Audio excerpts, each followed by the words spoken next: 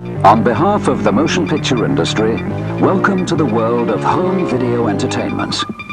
So it was just a little while ago on the Pulsing Cinema that we were talking about Florida movies. We were discussing Christine, the Christine Chubbuck movie, and this movie, Sun Don't Shine, is a Florida movie through and through. It was directed and written by Amy Seimetz. It was her directorial debut. She's the very talented actress of many independent films. You may not know the name, but you probably know the face if you've seen movies such as You're Next or The Sacrament. She's had featured roles in television series like The Killing and The Girlfriend Experience, and currently she has a starring role in Alien Covenant.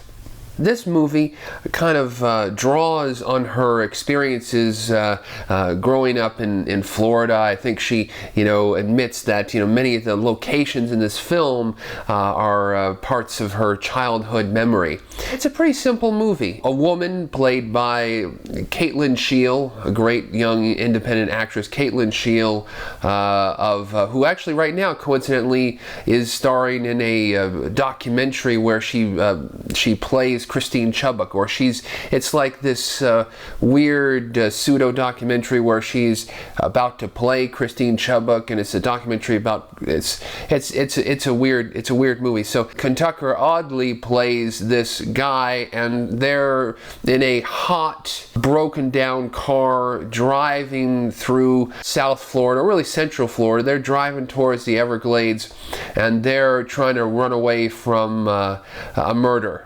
I'm sorry, spoiler alert, it's a murder. So it's a pretty simple plot. It's just that traditional with shades of Terrence Malick and Badlands, Badlands itself was a very reminiscent, inspired by the real Charles Starkweather murder case. You've got a guy, you've got a girl, and you've got some dead bodies or some people being threatened to be murdered, and you just watch the drama, you watch the relationship, you watch the love triangles and mental illness and all that stuff. So it's that kind of tale of a relationship between these two people and the incredible situations which they go through. So the film, could be heavily compared to Badlands, as I said, because of just those archetypes. Also, the voiceover, the heavy voiceover throughout the film, and all that stuff. But there's something interesting about the movie. There's something original about the movie that I love. It's just, again, first of all, it's a Florida movie through and through. You just feel the heat and the sweat of these two people in this car driving down the highway. It's shot in 16mm. It's a 16mm film, made in 2012, but shot in 16mm, so you get that kind of very rough texture and that rough feel. And watching movies like this makes me fall in love with 16mm again, because you can just feel the texture on the screen, even when watching it through a streaming version. It's just a beautiful thing to look at. Beautiful texture, naturalistic performances out the wazoo. We say naturalistic performances in independent films, but these two actors, Sheil and Kentucker Audley, you just feel it. It's so naturalistic, so good, and again the dynamics between these two characters. I don't need to go into it very much, because really, if you're a fan of this type of movie, this type of Badlands, guy and girl, going on a road trip, you kind of know the score. You know what it's about. It's pleasantly within that genre. It's there, but there are some surprises. There are some interesting characters which you meet along the way, and roadblocks that are put up in front of these characters, and you have to figure out how are they gonna keep it together? Are they gonna crack in two? And Kentucker Audley's character, Leo, just such a great character. And the dynamics between him and Caitlin Sheil's Crystal, you know, there are moments where you just see him and he's just like staring off. He's like, what did I do to get myself into this thing, you know, with this girl, and getting involved in all of this murder and stuff. I mean, the film evokes that kind of naturalistic 70s type of new Hollywood film.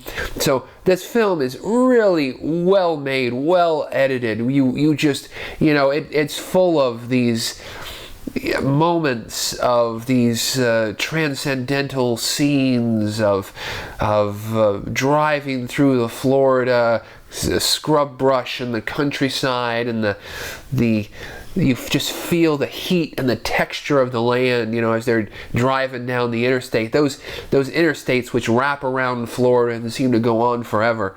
I don't know. There's not a ton that I can really say about this movie, other than it's just great. It's fantastic. It's a wonderful movie, and it's a movie that I think deserves to be seen by more people, because, you know, I saw it in a streaming video, a streaming version. It's out on Amazon and iTunes, I believe, but I don't think there is a DVD or Blu-ray release, at least domestically, at least in the U.S. And that's a shame, you know. That's a shame that an independent film in the 2010s, you know, there's not even a physical. You can't even hold Sun Don't Shine on a real pressed disc. You've got to watch it on streaming, and then at a certain point the streaming can be cut off and the movie can, you know, maybe disappear. But I don't think that's going to happen with Sun Don't Shine. I think it is a good movie, and I immediately, when it, you know, I started hearing about it, I kind of dismissed it as, you know, just a film festival movie, just one of those movies that goes in and comes out.